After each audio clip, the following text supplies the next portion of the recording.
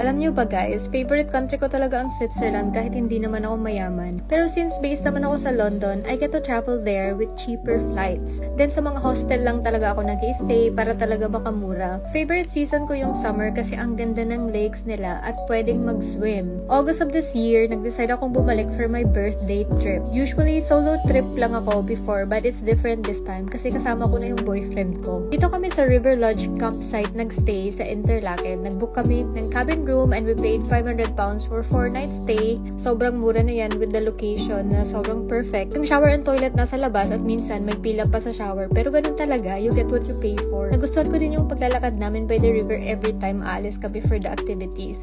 Anyway, ang saya ko sa trip na to kasi nagawa ko yung goals ko, especially yung mag-swim sa Lake Ostjenen with my mermaid salbabida. Ito talaga ang pinaka-highlight ng trip. Then, one of our favorites is yung pagbisita namin sa R Gorge. Hindi ko ma-pronounce. Sobrang ganda ng place na to, especially during summer kasi sobrang init sa labas. Pero pag nandito, malamig siya sa loob. 5 days in total yung trip namin, pero 3 full days lang talaga. I'm happy na na-tour ko na yung boyfriend ko dito and nagustuhan niya yung pagiging magaling ko na tour guide. In total, around 750 pounds each ang nagastos namin for the flights, accommodation, and transport, not including the food. Yan na talaga ang budget travel sa Switzerland, kaya di na muna ako babalik dito kasi magtitipid na me. Anyway, I have a travel vlog about it and my Little Pinay Explorer vlog. For those na may balak mag-visit sa Switzerland, it's a good watch kasi very informative. Anyway, yun lang naman. See you next time. Bye!